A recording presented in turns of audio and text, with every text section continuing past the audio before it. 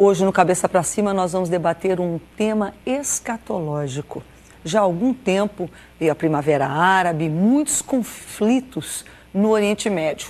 E agora, mais recentemente, a coisa se agravou muito na Síria. A Síria, até acho que biblicamente e historicamente, é um dos países mencionados mais antigos do mundo. A cidade de Damasco, por exemplo, é uma cidade antiquíssima. E, no entanto, ela vive um terrível momento da sua história. Qual é a consequência, qual é a relação de tudo isso com o final dos tempos, com os tempos pré-estabelecidos por Deus? É o que nós vamos debater hoje no Cabeça para Cima. Bom debate, né? Então fica ligadinho com a gente.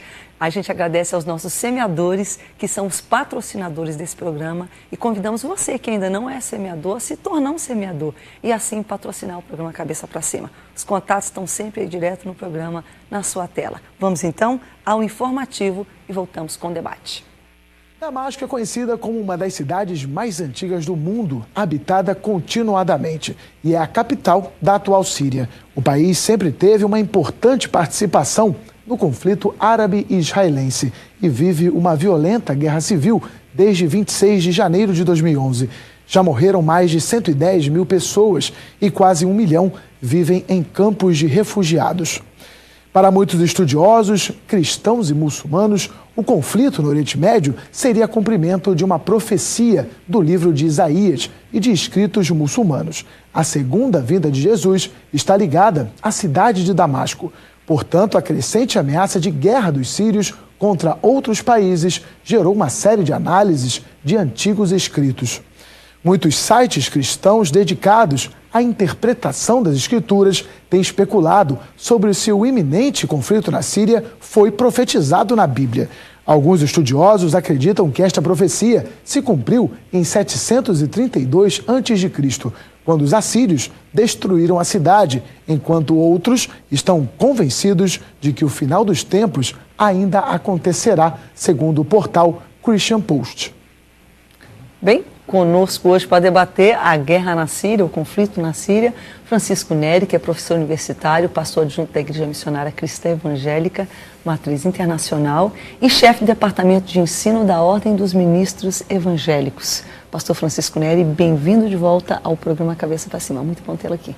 Eu que agradeço essa oportunidade, que Deus possa sempre estar nos inspirando a meditar sobre a sua palavra e através desse conhecimento nós compreendermos a nossa realidade histórica. Muito obrigado. Beleza, beleza. Quando a gente fala nossa realidade histórica, a gente fala nossa realidade mundial, porque a gente pensa que assim não tem nada a ver com a gente. Tem mais do que a gente pensa. Com certeza. Também conosco hoje Edinaldo Carvalho, que é palestrante de escatologia, conferencista e também pastor da Assembleia de Deus, na Assembleia de Deus de Madureira.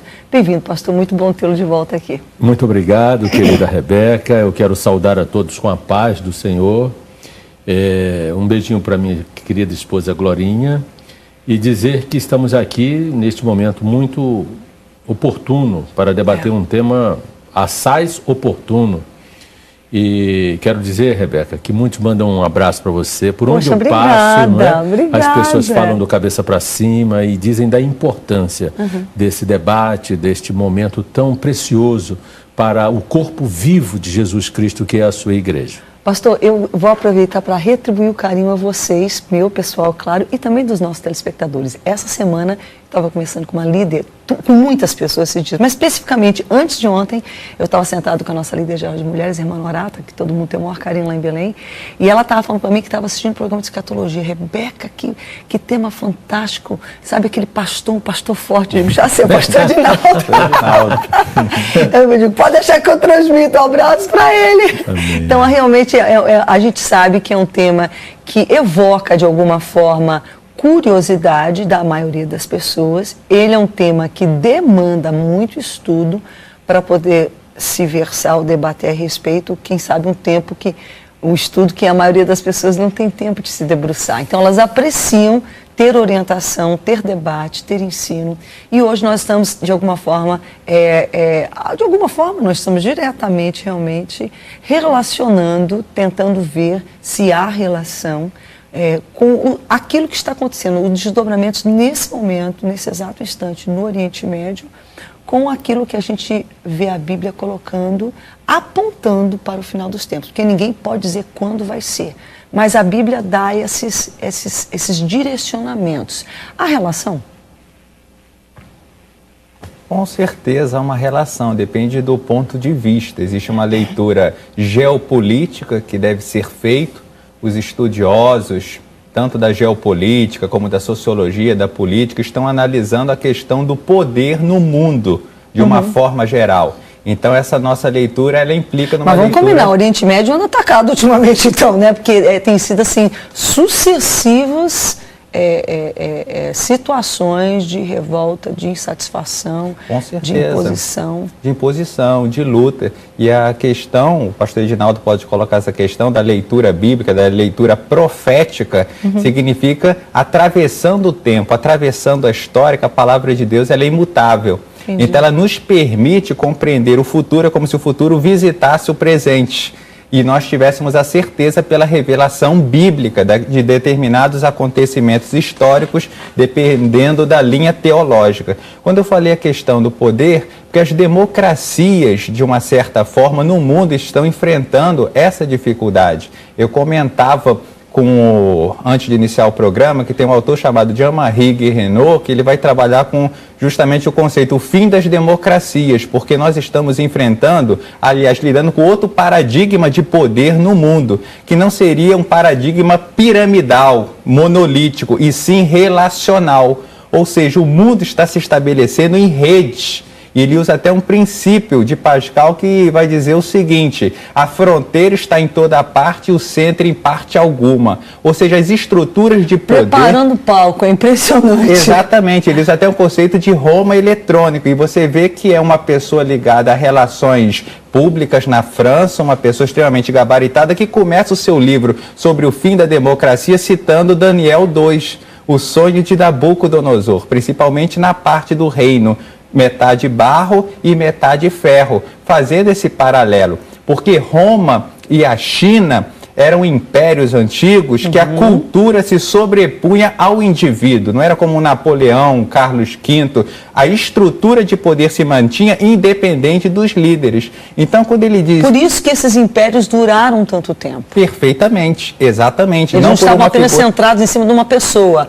As pessoas, os líderes eram menores do que o próprio império. Perfeito, é justamente isso. Então, a China e a Roma servem como uma leitura histórica desses momentos. Cada vez mais império sem imperador é nesse sentido. Você tem hoje estruturas que são vinculadas em rede. Nós estamos até, em termos de estudos sociológicos, políticos, entrando na idade da complexidade. Por quê? Porque nós estamos estabelecidos agora numa nova forma de poder, que é o poder de rede, o poder relacional.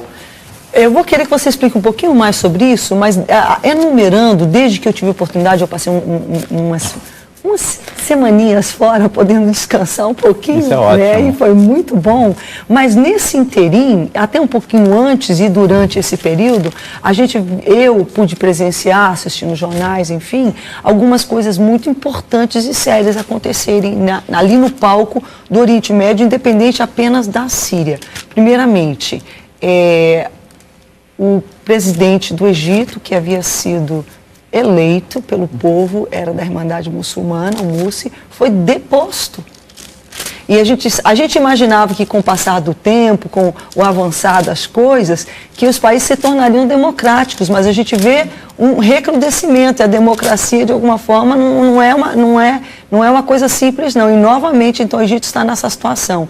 Nesse período também, o Ahmadinejad, que era aquele senhor bem excêntrico, para dizer o mínimo, para não dizer... Gostei da sua sutileza. Pronto. Presidente do Irã, também terminou o seu mandato, ou não foi reeleito, não sei bem como as coisas funcionam lá, e outra pessoa está entrando, estava lendo inclusive essa semana, que ele está trabalhando para mudar a imagem do país, querendo que todo mundo tenha Facebook agora, não sei para quê, né? A gente não entende completamente, mas você vê assim, que de alguma forma aquilo que era impensável com um, já vem o outro. Então são mudanças, são coisas que são pequenas, mas a gente vê assim, mas são pequenas e não são muito grandes. E agora essa situação com esse ditador na Síria, que já está lá há muito tempo, Bashar al-Assad, e ele tem tido esse comportamento, acho que já de muito tempo opressor, só que agora a coisa desandou mesmo. E está para haver um conflito realmente na região. Como é que o senhor vê tudo isso, pastor? Diante, inclusive, dessa questão relacional, de rede e tudo mais que o pastor Francisco colocou, esse palco em que há fronteira e, ao mesmo tempo, parece que tudo nunca se teve tão pouca fronteira. A respeito de tudo isso que está acontecendo no mundo, diz o Salmo 2, versículo 4, aquele que habita nos céus rirá deles, o Senhor zombará deles. O Senhor está rindo disso tudo. Quem tanto... Parece um eufemismo, parece algo contraditório. Mas como esta miséria no mundo, estas contradições? A Bíblia diz que o Senhor está rindo deles, zombará deles. Não é do sofrimento das pessoas. Não, é zombará da petulância, da arrogância desses homens. Dos líderes governamentais que pensam que estão no poder e no controle, e não estão. Nos versículos que antecedem o versículo 4 do Salmo 2, você que está em casa, abra sua Bíblia e veja no Salmo 2, diz assim: por que se amotinam os gentios, as gentes, os povos? E os povos imaginam coisas vãs. Tudo coisas vãs. Coisas que não traz vida. Coisas que não traz justiça social. Pelo contrário, cada um buscando. E sabe o que é interessante? Que em nome... Deixa eu só abrir um parênteses aqui, pastor. Eu me lembro que há justificativas diferentes. Por exemplo, houve um período que a justificativa era mais ideológica. Não, ideologicamente, o socialismo e tal. E eu não vou entrar no mérito aqui, eu respeito a opinião de todo mundo, mas quando tudo ruiu, a gente viu, na verdade, que o que mandava, o que imperava era o egoísmo humano. Enquanto as pessoas ali estavam tentando viver em sociedade, com tudo compartilhado, aí eles viviam uma vida de czares. Por exemplo, eles viviam uma vida, não tinha nada de socialismo, coisa nenhuma, viviam, porque o egoísmo humano, eles estavam preocupados. Agora, a gente vê a mesma coisa de uma forma, mas de uma forma diferente. Por exemplo, agora é mais religião, é menos ideologia. Por exemplo, no Oriente Médio, a coisa pende, ela vai, e também, novamente, não estou aqui para atacar ninguém, mas quando você vai conhecer, quando as coisas ruins, novamente aquelas pessoas, elas governam pessoas em situação miserável, mas elas mesmas estão lá, assim, vivendo uma vida de... Nababesca. Isso, com todas as... Isso, nababesca, é a palavra. Aí diz assim, os reis da terra, os governantes da terra como um todo. Não tem país este ou país esse.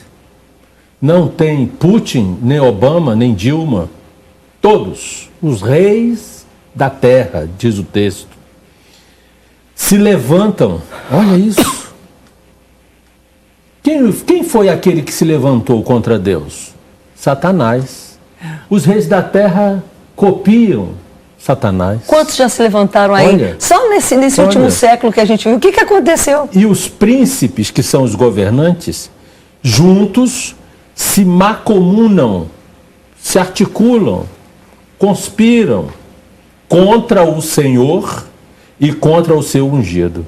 Olha isso. Você quer coisa mais clara do que esta? Salmo 2. O Salmo 2. Tudo isso que o homem está fazendo no planeta Terra é uma conspiração contra Deus. Aqui nós não podemos analisar o contexto histórico, militar, econômico, porque há um pano de fundo econômico nestes conflitos do Oriente Médio, porque o Oriente Médio é o grande reservatório do hidrocarboneto do planeta Terra. O hidrocarboneto é o petróleo, é o gás. Existe sempre um pano de fundo no que diz respeito a esses conflitos, porque a matriz energética que move o mundo é o petróleo ainda. Então, há um pano de fundo e os reis da terra se conspiram, levantam-se para manter as suas hegemonias nesta região conflituosa, que habita um povo altamente religioso, fundamentalista, que combate o próprio Deus Altíssimo e conspira contra o Evangelho de Jesus Cristo. Está aqui dizendo, conspiram contra o Senhor e contra o seu ungido, que é o Senhor Jesus. E diz assim: rompamos as suas ataduras e sacudamos de nós as suas cordas. Você sabe quais são as ataduras de Deus? Vamos fazer o seguinte, para pastor? A humanidade? Eu vou querer que o senhor diga isso bem no início do segundo bloco. Você que está aí vai ficar igual eu, sentadinho na beira da cadeira esperando. A gente volta já já.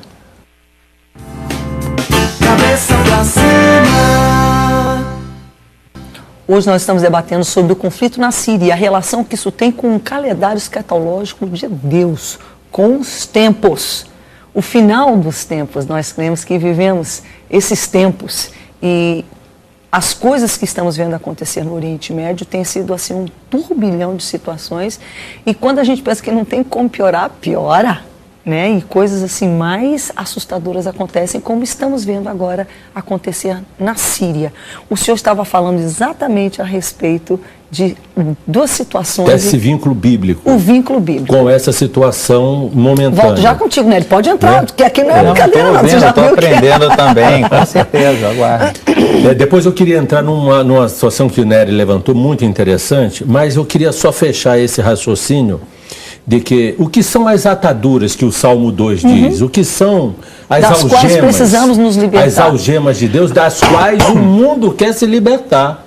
Porque as ataduras e as algemas são de Deus para os homens, para o homem. Entendi. Porque já pensou se o homem for livre, anárquico?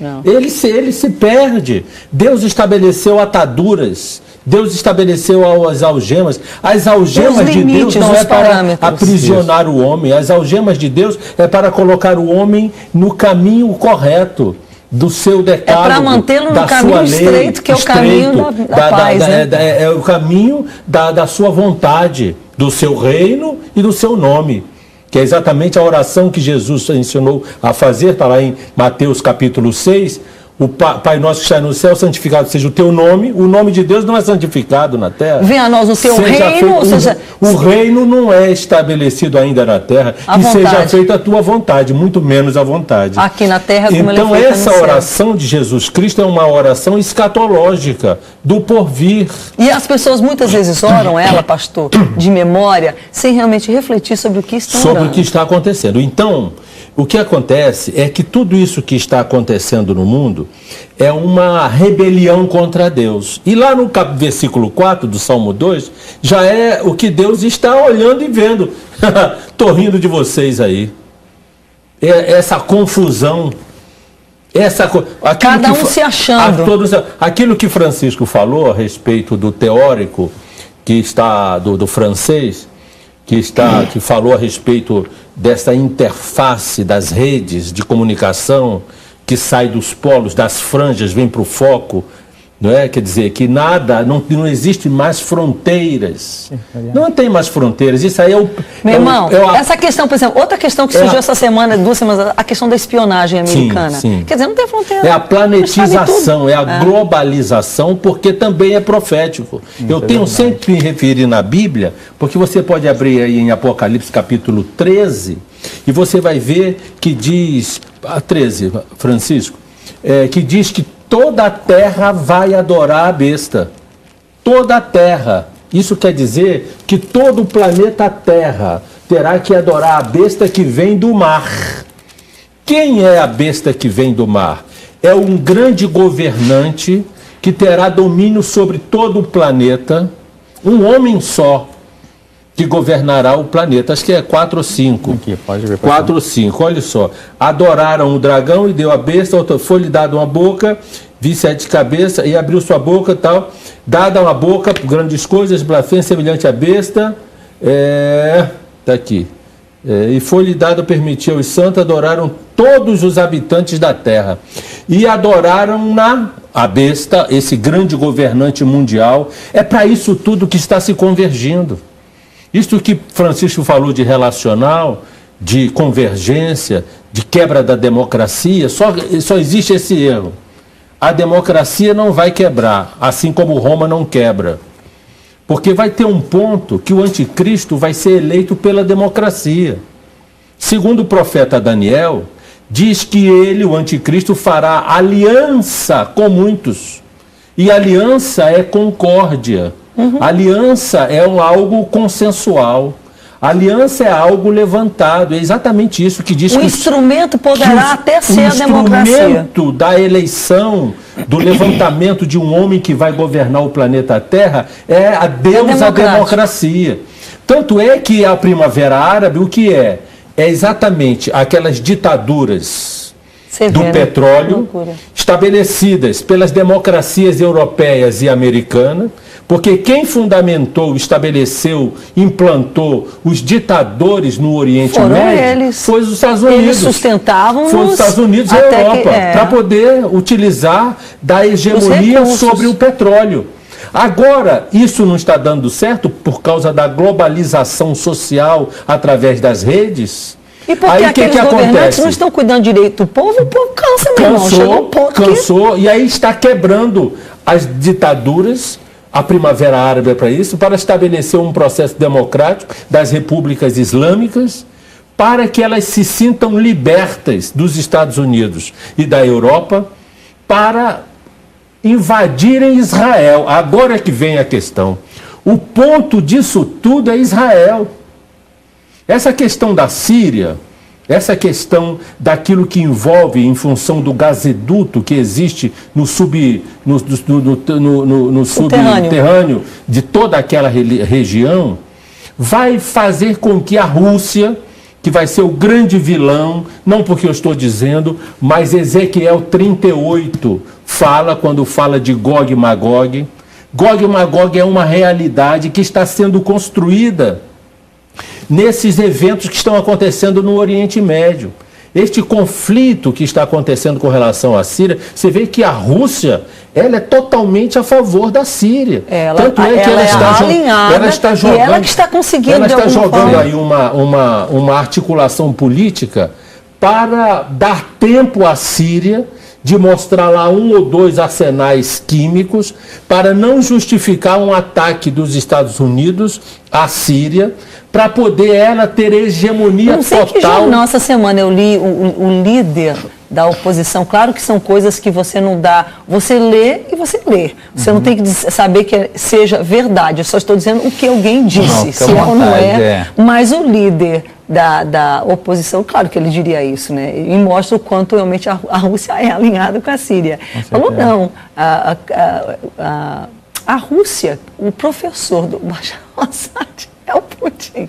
Ele, enfim, falou, claro que ele falou exatamente isso. Ele vai pegar, vai mostrar algumas armas químicas, vai entregar e vai ficar por isso, quando na verdade é só para constar. A política externa de Putin, do ano 2000 para cá, eu acompanho para e passo a política externa da Rússia, para ter um entendimento da sua aliança política com o Irã, que é exatamente a Pérsia da profecia bíblica, com Cush e Put, que está aí em Ezequiel 38, são os países da Primavera Árabe, inclusive a Síria.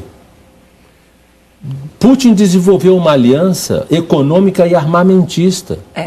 As armas da antiga União Soviética já armaram os países muçulmanos. E fora aqueles países muçulmanos que já têm armas químicas, como é o caso da Síria, e armas atômicas. Então o caldeirão no Oriente Médio está pronto. E o pavio é esse momento agora. Como é que você vê isso, Francisco? Essa questão, inclusive, geopolítica e também econômica que ele colocou. Eu gosto muito de ouvir o pastor Edinaldo, que é uma aula que eu assisto de camarote aqui, do lado espiritual, que é o lado da escatologia. E o que eu poderia acrescentar é que realmente você tem ali os fatores geopolíticos e os fatores econômicos, né? Um artigo do site Mídia Sem Máscara, que fala sobre economia e guerra, faz a diferenciação entre duas escolas econômicas, que é justamente um professor assistente do Instituto Mises, né? Vai dizer que uma guerra, ela é contra digamos assim, uma economia de mercado, no sentido de que Lenin priorizava a questão da guerra imperialista, né? De que você desenvolve também uma economia, mas quando uma economia se envolve para a guerra, aquela economia, ela vai desenvolver a estatização dos meios de produção. O que é isso? O governo ele vai assumir o controle da economia para que toda aquela economia se volte para o processo da guerra. Então, esse processo de estatização da economia, que pode acontecer se acontecer uma guerra, ou seja, o governo se torna o principal consumidor... E todo mundo aceita, porque é uma questão de segurança nacional. Já é um viés escatológico para o processo de domínio de um poder econômico, no caso de economia planificada. Então, o que é interessante no artigo é justamente isso, e as alianças que o pastor Edinaldo colocou, elas devem ser observadas também. Você tem ali a Rússia servindo como um elemento de o mundo hoje, a questão da guerra, ela tem que ser vista também do ponto de vista econômico e do ponto de vista geopolítico. Então, é uma situação extremamente delicada, a participação de Israel, a questão de retaliação a Israel, também li num artigo recente que estava dizendo a questão de retaliar Israel se tiver uma intervenção norte-americana. Você viu que o próprio Congresso norte-americano, antigamente uma intervenção militar era uma coisa imediata, né? Era uma coisa, a ONU... Independente do que a ONU achar, eu vou consultar só o Congresso. Mas eu vejo aí muita coisa política, eles querem dificultar... Não, mas é isso que eu estou dizendo, por causa dos processos econômicos... O governo Obama ao máximo. Exatamente, o processo econômico como foi apontado aqui. Você vê as notícias, as informações cotidianas e você vê o processo histórico que acontece, que subjaz, ou seja, que está por trás desses acontecimentos que nós vemos e vamos fazendo o link desses processos que estão acontecendo no Oriente Médio. Voltando um pouco à questão que ele falou dos governos que lutam contra Deus, no sentido da filosofia, isso acontece, a filosofia existencialista, a filosofia nihilista, a filosofia pós-moderna, ou seja... Então, que uma coisa se relaciona, contamina, influencia... É interrelacionado.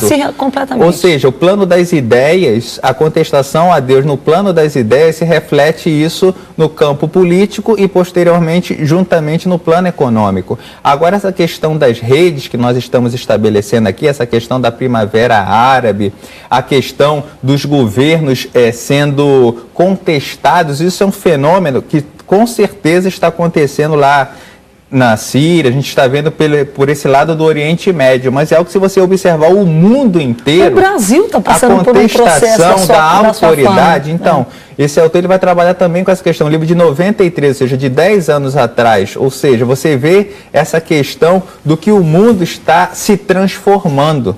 Ou seja, nós estamos vivendo num processo de contestação de velhos paradigmas. A ideia do Estado-nação sendo contestada, essa questão de fim da democracia, já foi dito o fim da história. Na verdade, não é o fim dessas coisas, é um processo de transformação, de mentalidade, de mutação. Do que se pensava a respeito dessas coisas. Dessas mesmas coisas. São transformações tecnológicas de informação que influem na maneira de se pensar. E gera-se uma nova sociedade, novos paradigmas, novas estruturações. Então, a questão profética ela é muito importante nesse aspecto, porque o Evangelho, a Bíblia, ela é baseada na questão profética. E ele pode dizer até no próximo bloco... É interessante que esse próprio livro tenha citado Daniel, né? Que é um livro eminentemente profético. Porque por mais eminentemente profético, e por mais que as pessoas contestem, a Bíblia, ela é o livro dos livros. Ela é a matriz da civilização judaico-cristã. Ou seja, tudo que, digamos assim, evoluiu, estruturou a civilização judaico-cristã vem da Bíblia, vem do Evangelho. Então, a partir do momento que o cristianismo é a matriz de toda essa forma de pensamento, nós temos esse referencial. O referencial profético ele está implícito nas nossas análises. Aliás, vai à frente. Os fatos históricos são sombras. Primeiro a profecia, depois os fatos. Tanto que elas ocorreram já há muito tempo atrás. Por exemplo, Pastor, deixa eu só pedir um parênteses, porque realmente nós já estouramos esse bloco e eu quero voltar para a gente ter tempo nesse último bloco. Inclusive, voltando um pouquinho mais especificamente com a Síria, havia uma profecia sobre a destruição de Damasco que muitos acreditam que já se cumpriu. E, no entanto, de repente aquela especificamente já se cumpriu e tem outras por cumprir, não sei. Mas, especificamente, a gente sabe também que a questão estratégica da proximidade, porque, gente, Damasco é muito perto de Israel. Se você subir ali aqueles Golã. montes ali ao norte, as colinas de Golã, pronto, ao norte de Israel, e daí você tem uma planície novamente, que tem uns montes ao redor, assim, tudinho, é o Vale de Jezreel, que a gente fala que muitos também conhecem como sendo onde vai ser a Batalha de Armagedon, então muitos chamam também do Vale de Armagedon. Mas em direção à Síria novamente fica plano. Então é o quê? Uns 30 quilômetros, 27 quilômetros, uma coisa mais ou menos assim. Então é muito próximo, é uma localização crítica e estratégica. E a gente vê que há uma tragédia humana acontecendo, inclusive por uma questão, não podemos só debater escatologicamente, profeticamente, oremos por esse povo. Muitos, milhares deles, caminhando já chegando aos milhões, tiveram que sair, simplesmente interromper suas vidas, parar de estudar, parar de fazer tudo que fazem e pegar suas famílias ao desespero das pessoas e irem para um campo de refugiado. Para barracas montadas. Para barracas. Porque onde eles estão está sendo bombardeado, está tendo guerra química, e eles querem viver. Então eles param de viver, entre aspas, para poder, de alguma forma, ter alguma vida. E isso é uma coisa muito triste, remete à incapacidade dos homens de ter comunicação, ao egoísmo total, ao interesse econômico, a todos os outros interesses que se sobrepujam ao bem-estar das pessoas. O pecado, né? O pecado, pronto, não tem outro, pronto, disse tudo, entendeu? E claro que com isso Deus não se agrada, Deus não se alegra, pelo contrário. E nós precisamos orar para as pessoas. Agora, por isso que os nossos atos, e isso é uma das questões filosóficas, teológicas, que causam tanto drama para tantas pessoas. Como é que Deus permite isso? Deus não permite. É que nós temos que viver com a escolha, com a consequência dos nossos atos. Quer ver uma coisa? Ontem, ouvindo a Band News no carro, eu ouvi alguém citando Confúcio. Claro que eu não vou nem entrar, porque ele tem uma outra filosofia, mas me chamou a atenção uma coisa que ele falou. Ele falou que aquilo que nós vemos como castigo ou como recompensa, na verdade, nem é castigo nem é recompensa, é consequência. Perfeito, é resultado. É resultado. E, de alguma forma, eu digo, ele conhecia a lei bíblica da semeadura. A Bíblia fala, de Deus não se zomba. Certamente aquilo que o homem plantar, ele vai colher. Então, aquilo que a gente está vendo acontecer aí é a consequência das escolhas e dos atos de homens. E agora, como desfazer esse imbróglio? A gente volta já. Cabeça pra cima. Estamos de volta, cabeça para cima, hoje debatendo um tema favorito dos nossos telespectadores, que são os temas escatológicos. E estamos falando daquela situação em que a profecia, como disse tão bem agora há pouco o pastor, aliás, ambos, né? Mas o pastor Francisco usou uma expressão que eu achei muito interessante. A profecia, ela traz o futuro para cá, ela aproxima a janela, de modo que nós possamos ver e de alguma forma vislumbrar. E a maioria dessas profecias foram proferidas há milhares de anos atrás. Antes da gente prosseguir, no entanto, deixa a gente só abrir aqui um parênteses para trazer um recadinho da Celeste Rinodê. Vamos lá.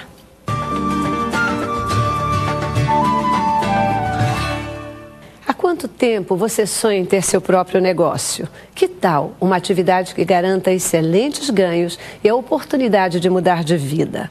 A Rinodê é uma empresa brasileira de cosméticos e bem-estar que atua há mais de 20 anos no mercado com alta tecnologia e qualidade em mais de 300 produtos, com lucro de 100% em todas as vendas. Acesse www.rinodê.com.br e cadastre-se hoje mesmo com o ID 110307 e torne-se um consultor.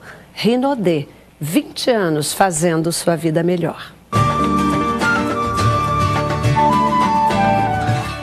Tá aí dado o recadinho, atente, se interesse, busque mais informação. Bem, estamos aqui já no último bloco concluindo a questão do conflito na Síria e qual a relação disso com as questões proféticas relacionadas aos últimos tempos. Essa questão da profecia que você abordou, querida Rebeca, é de que a profecia ela é viva, ela é hoje, embora ela tenha sido vaticinada há milênios, ela acontece hoje. Existem as profecias conhecidas como parentéticas, elas abrem um parênteses para o cumprimento em épocas históricas. Entendo. Por exemplo, a questão de Daniel. Daniel capítulo 2, versos 44 e 45 diz assim: nos dias destes reis, o Deus do céu suscitará um novo reino. Como nos dias destes reis? Explica isso. Daniel estava interpretando o sonho de Nabucodonosor. Ele mostrou para Nabucodonosor o reino babilônico. Ele mostrou aquela estátua. O reino persa. O reino da Grécia, que aconteceu no ano 330 a.C. O reino romano, o Império Romano, que começou no ano 60. 5 séculos. Foi até 465, mais ou menos. Como nos dias destes reis é que Jesus vai voltar? Esses reis já passaram. Não passaram. Aí é que está. Porque aí são os dias desses reinos, da cultura, que a multiplicação do conhecimento de Daniel propõe a questão do indivíduo. Nabucodonosor passou, mas a Babilônia está presente hoje aqui, na nossa sociedade. Quer ver? O que acontecia na sociedade economicamente na Babilônia? Riqueza. A Babilônia era um reino excelentemente rico, mas ao mesmo tempo miserável na periferia. É exatamente o que acontece hoje no mundo. A Pérsia, a concentração de riqueza, portanto, em detrimento. Era um reino eminentemente esotérico, feiticeiro. Nunca teve tanta feitiçaria e esoterismo como nos dias de hoje. Tudo presente. Olha a Pérsia aí, a Grécia nos trouxe o quê? A democracia, o relativismo, a filosofia que está querendo suplantar o evangelho. A filosofia querendo passar o evangelho, trazendo a relatividade em tudo. Tudo é relativo, inclusive os crentes. Dentro das igrejas, tudo está sendo muito relativo. E, por fim, o paganismo romano. Nunca houve tanto paganismo, inclusive dentro das igrejas evangélicas, do que hoje. O paganismo alcançou o mundo. Todo o nosso sistema de lei, todo o nosso sistema político, romano, todo ele é construído em cima. A colonização dos continentes, a cultura, as leis, não é? Tudo isso aí é romano. Então você vê a Babilônia, a Pérsia, a Grécia, Roma, presente nos dias de hoje. Esses impérios estão presentes até hoje, sim, Francisco. Não, só complementando essa ideia, a questão da economia, no próprio livro do Apocalipse, ele vai falar do comércio, ele falou da questão da Babilônia, né? Falou a Babilônia e seus conhecimentos astrológicos, mas o que eu quero enfatizar aqui é a parte econômica. Você vê que comercializaria tudo, carruagens, perfumes, alimentos, e no final de um texto lá do Apocalipse mesmo vai dizer, e até almas humanas fariam parte do comércio. E nós vemos o que? Uma desmaterialização, de certa forma, da economia também, porque você teve a agricultura, que é a parte da terra, que era o sinal de riqueza. Depois você teve a indústria, que é a transformação. E agora nós estamos vivendo uma economia virtual. Produto hoje não necessariamente tem uma tangibilidade, uma materialidade. Você tem o preço do virtual. E os países que têm riqueza mesmo são os países que têm tecnologia e desenvolvimento nessa área. Por exemplo, o Brasil é um país que tem muito commodities. Temos riqueza? Temos. Mas ainda nós não somos bons nessa... Temos muito que desenvolver, e os países que estão se desenvolvendo nessa área são os países que efetivamente... Hoje, até uma frase, riqueza hoje é pertencer a uma rede. Em economia, uma das conceituações. Quanto mais redes, mais valor agregado, ou seja, você desmaterializa a produção, é Google, ou seja, são criações em cima de ideias. Você vê que está havendo uma sutilização desse processo econômico. E ele destacou aqui um ponto que eu também julgo muito importante, que é o ataque ao cristianismo, é justamente isso. Ele colocou a questão da filosofia. É isso mesmo, pastor Edinaldo, porque você teve a alta crítica, né, que dentro da teologia buscava desmistificar a questão dos milagres, o iluminismo, a questão de você negar a veracidade dos milagres. Hoje em dia, é como se o inimigo, o pastor Tim LaHaye vai colocar isso num dos seus livros, o autor da série Deixados para Trás, né? Ele vai colocar uma questão interessante. Com o relativismo, não importa nem se você está certo, porque antes tinha o objetivo de desmistificar, dizer que a Bíblia não era verdadeira. Agora, não importa se ela é verdadeira, digamos assim, me perdoe o trocadilho, porque é mais uma verdade. Se é que existe verdade. Então, é o vazio do real, né? Mas é a verdade da sua vida, não tente impor ela. Exatamente, a questão do comigo. relativismo, e essa premissa relativista... Mas isso está sendo estabelecido como cultura global. Não, com certeza. Deixa eu só colocar uma outra coisa que é um pouco fora desse assunto, mas que eu acho importante, e a gente tem pouquíssimo tempo, então a gente tem que realmente ser objetivo. Durante muito tempo, se colocou, por exemplo, já que a gente está falando, estou querendo destruir, por exemplo, o Evangelho. O Evangelho ele foi muito relacionado, por exemplo, com os Estados Unidos, que foi um grande país missionário, ou antes ainda dele, por exemplo, a Inglaterra e outros países da Europa que foram grandes países evangelizadores. E se criou um pouco essa identificação. Então, o mocinho, o bom moço na história vai ser americano. E a gente não pode fazer isso, que a gente sabe que biblicamente não é assim. Ainda existe essa convicção, essa confusão? Existiu durante algum tempo essa identificação? Ah, a Rússia vai ser ruim. Ah, não sei, vai ser bom. Como é que é isso? Não, a palavra, depois de Jesus, lá em Colossenses, fala que depois de Jesus não tem mais judeu, cita, grego, bárbaro, todos são um em Cristo Jesus. Então não é porque os Estados Unidos é um grande país do ponto de vista missionário que ele será abençoado, nada disso. Na verdade, a igreja é abençoada a partir do momento que ela recebe Jesus Cristo. O restante, independente das nações, são gentios. Lá na Rússia tem os abençoados de Deus, como tem os gentios. Como tem na China, como tem na Síria, como tem no Egito, muitos. Como tem em todas as... Porque quando Jesus veio, ele veio para Israel. Israel o recusou, abriu-se a janela para alcançar tantos quantos o recebessem, se tornasse filho de Deus. Do mundo inteiro. Porque quando ele veio para Israel, não era só para Israel, ele veio para Israel recebê-lo e apresentá-lo ao mundo. Já que Israel não fez isso, a igreja fez, ele levantou um novo povo, não é isso? A igreja, e nós estamos fazendo isso há 2000 anos, pregando Jesus às nações. Então nós não podemos nacionalizar Jesus com uma cultura, ele é do mundo. Agora, determinados momentos, Deus foca, por exemplo, disse que o mal viria do norte. No século VIII, 722, 723 e 724, a Assíria pilhou, desconfigurou as 10 tribos do norte, lá criando os samaritanos, etc.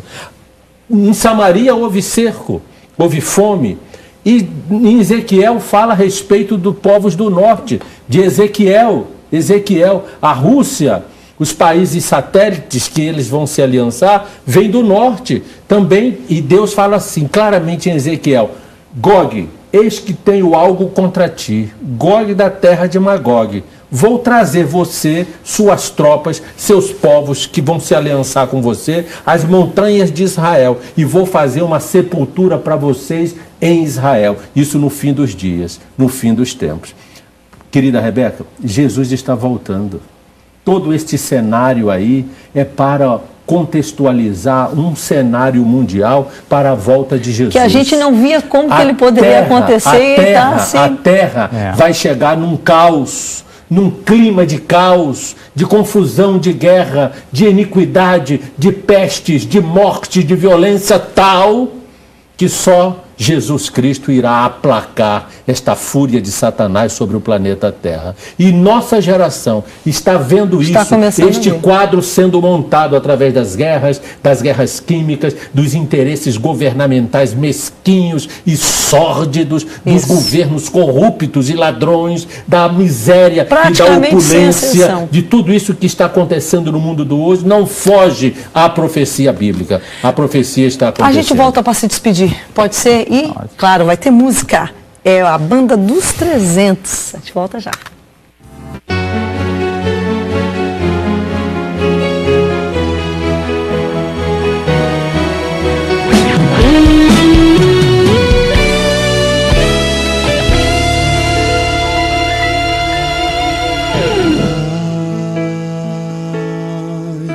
Preciso de ti, Pai.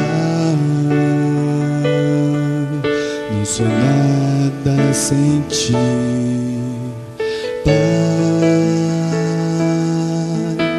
És tudo pra mim, Pai. Não vivo sem ti, Pai. Sou teu filho, estou aqui pra te ouvir, saber mais de ti, oh Pai. Eu quero te conhecer,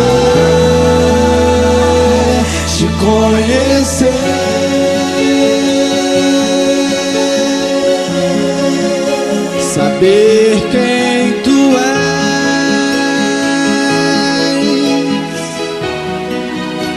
ouvir a tua voz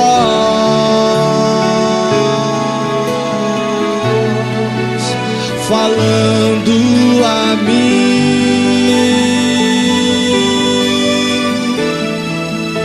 Preciso te ouvir,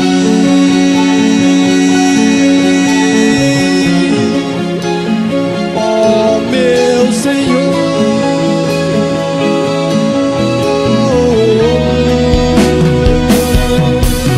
Sou teu filho, estou aqui.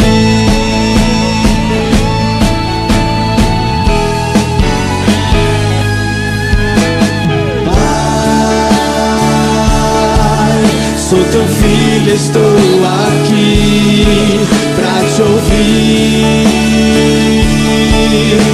saber mais de ti, oh Pai.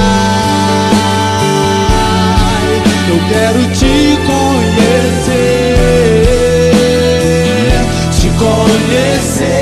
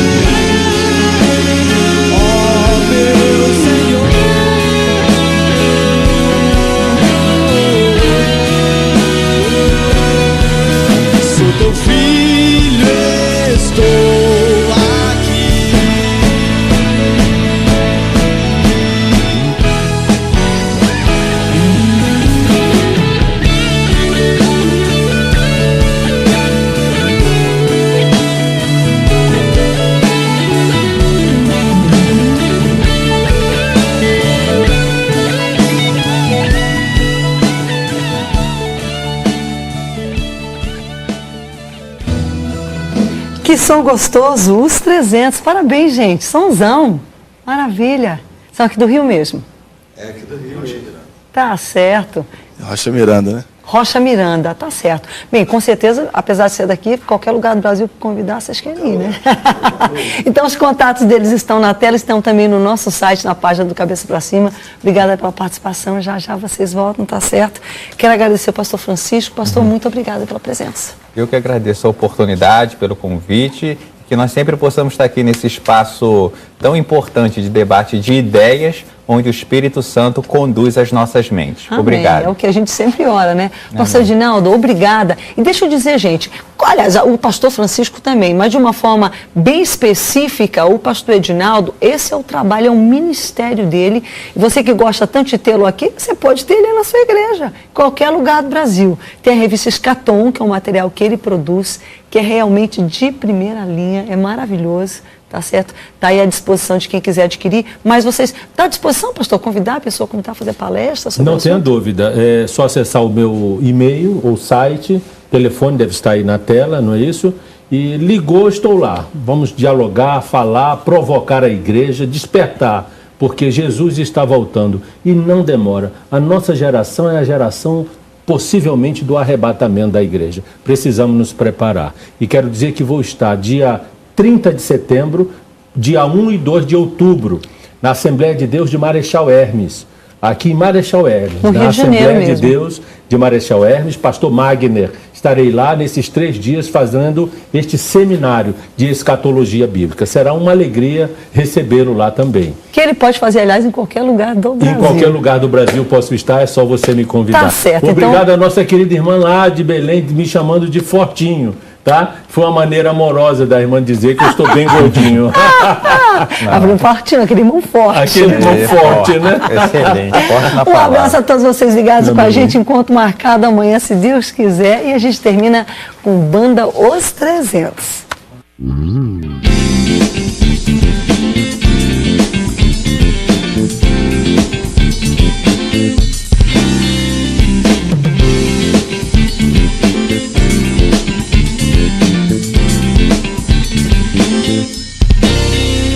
Quero poder voar nas asas desse amor, contemplar a tua face, meu Senhor. Eu reconheço que eu não posso mais errar, mas a ti somente eu quero adorar. Pude lembrar do meu passado para crer. A minha vida sem Jesus só me fez sofrer. Agora vou viver pra sempre em sua presença eternamente. A Ele a glória, a força, a honra e o poder. Vou voar nas asas do Todo-Poderoso, me lançar nos braços do meu Senhor. Quero estar no centro da tua vontade. Vou por toda a eternidade ministrar o seu louvor. Vou voar nas asas do Todo-Poderoso, me lançar nos braços do meu Senhor. Quero estar no centro da tua vontade. Vou por toda a eternidade ministrar o seu louvor.